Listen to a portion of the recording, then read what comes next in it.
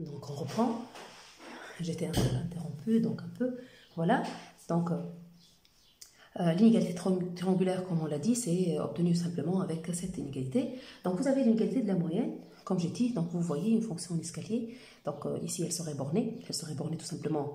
Voilà, il y a cette valeur, et puis ces valeurs-là, on fera juste le maximum d'un nombre fini de valeurs absolues de ces valeurs-là, ou des modules. Et voilà, donc une fonction en escalier aura toujours le sup de module de G, il existe toujours. Donc si vous faites donc dans la somme, si vous avez avec un produit, vous aurez donc par exemple HK fois H',K, et là vous aurez donc le H',K que vous pouvez faire sortir en facteur avec sa valeur sup, c'est-à-dire avec la plus grande valeur, et là vous aurez ce qu'on appelle l'inégalité de la moyenne, donc intégrale donc de f fois g sur AB est inférieur à sup module G sur AB, donc fois intégrale de valeur absolue sur AB. Donc ici juste, donc j'essaie un peu de vous le montrer juste pour le voir. Donc si vous avez les valeurs prises par f et g sous la forme hk fois hk', avec des subdivisions adaptées, donc une subdivision adaptée, donc vous aurez ak plus 1 moins ak ici, et ça sera ça, l'intégrale de f fois g. Donc k allant de 0 à n-1, et ça sera votre intégrale de f fois g, en valeur absolue comme ça.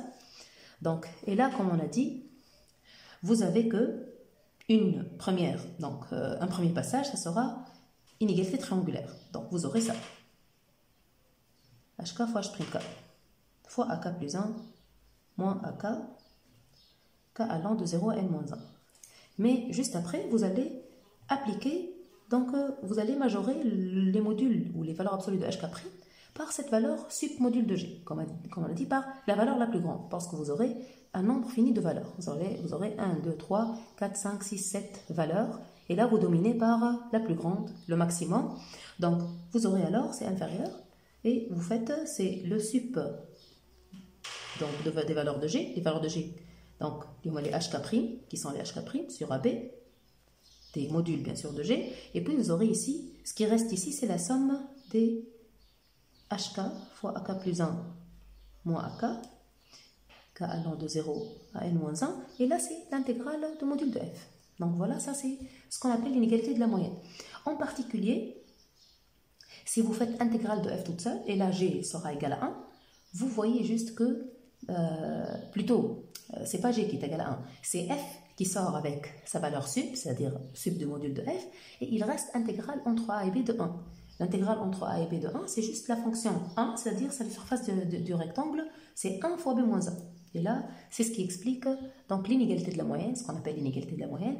Intégrale de F en module est inférieure à B moins 1 fois sup du module de F sur AB. Voilà.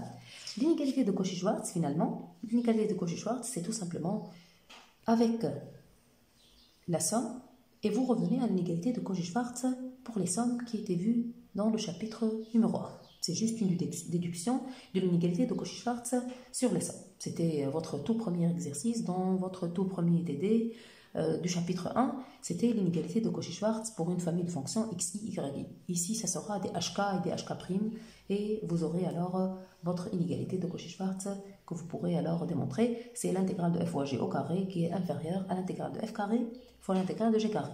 On l'a dit, le carré de l'intégrale du produit est inférieur au produit de l'intégrale ou au produit des intégrales des carrés. Voilà. Donc ici, vous voyez, même dans votre document, on ne fait pas de preuve parce que finalement, c'est à l'aide des opérations sur des sommes comme ça. Ce qui est plus important maintenant, c'est de passer aux fonctions continues par morceaux.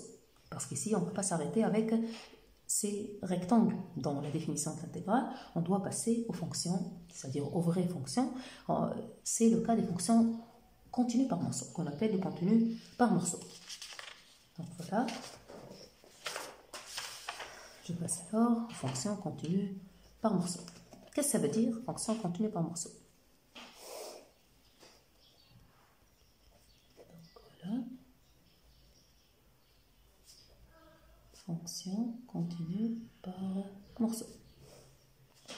fonction continue par morceau, définition, qu'est-ce que ça veut dire? Fonction continue par morceau sur un segment, c'est lorsque il existe une subdivision et votre fonction, elle est continue sur chaque morceau de la subdivision, mais encore avec limite finie aux bornes de chaque morceau. C'est-à-dire un morceau continu ici, et puis un morceau continu ici, et un morceau continu ici.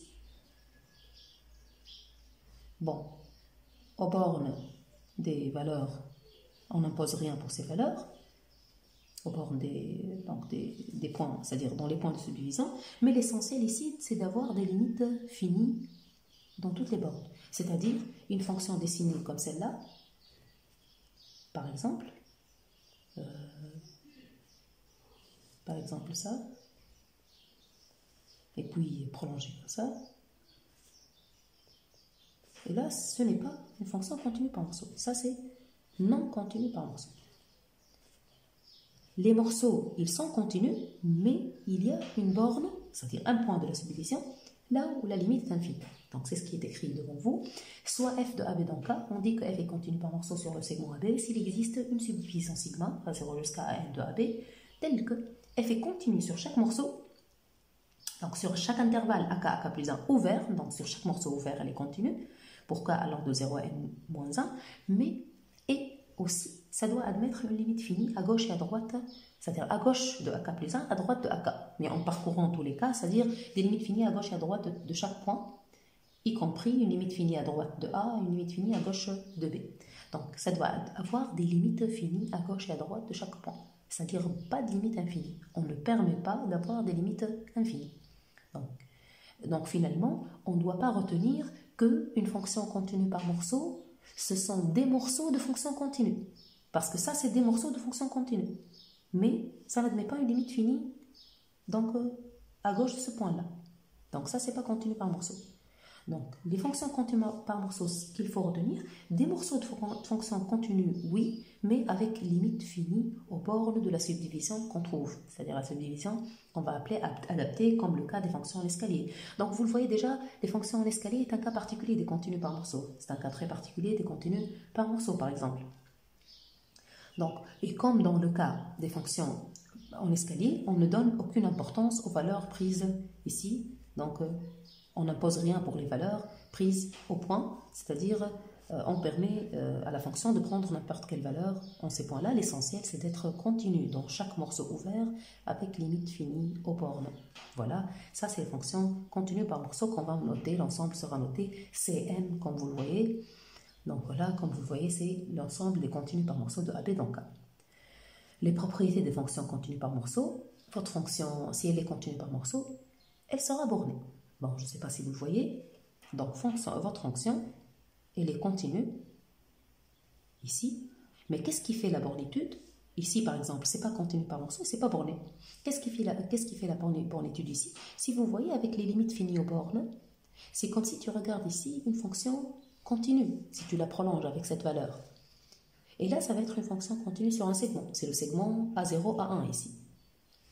Donc, votre fonction, lorsqu'elle est continue ici, sur ce morceau-là, avec un petit prolongement par continuité, donc continue sur un segment, alors elle sera bornée.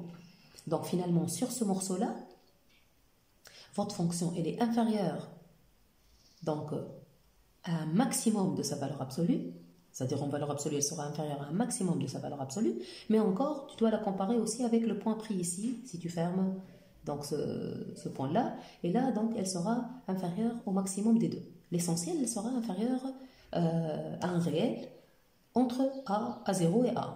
De même entre A1 et A2, de même entre A2 et A3, mais finalement, alors, elle sera inférieure à 3 réels. Tu prendras alors le maximum.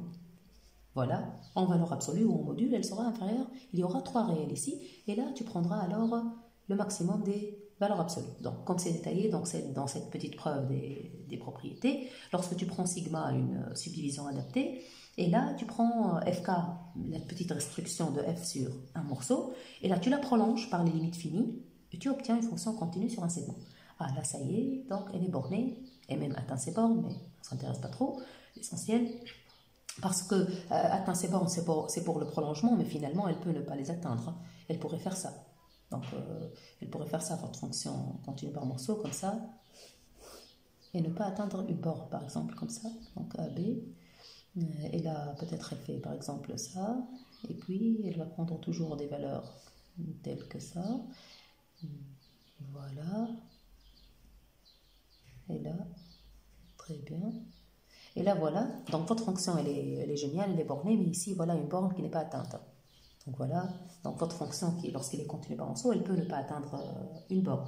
Mais l'essentiel, qu'elle est bornée. Donc, la démonstration, comme j'ai dit. Donc, une fois vous la prolongez, il existera un MK qui sera, tel que valeur absolue de f, elle sera donc inférieure à maximum entre ce MK-là, c'est-à-dire le MK dans le morceau, et en le comparant avec les modules de FAK plus 1. Donc FAK et FAK plus 1. Donc, et bon, le maximum, on l'a pris alpha K, et finalement, tu auras un alpha 0, un alpha 1, alpha 2, et finalement, tu prendras encore le maximum de ces alphas-là. Finalement, votre module de f sera le maximum de 0 à n-1, K allant de 0 à n-1 des alpha K sur AB. Voilà. Donc, très bien. Et ça, c'est la bornitude d'une fonction continue par morceau. Donc, une deuxième propriété, c'est comme les propriétés de fonctions en escalier, la somme, produit, composé, sur des domaines compatibles, bien sûr, des fonctions continues par morceau sera continue par morceau. Bien sûr, donc, il s'agit de composer finalement sur des ouverts, composer ou bien faire le produit ou bien faire la somme de fonctions continues. Et aux bornes, on aura toujours des limites finies parce que les limites sont finies à la base, c'est-à-dire f et g, avec f et g, etc. Il y aura des limites finies. Donc, en arrivant, on aura des limites finies. Donc, pour l'inverse, par exemple, une petite remarque pour l'inverse, si f est une fonction continue par morceau, qui ne s'annule pas, ça c'est pour la bonne... Ah oui.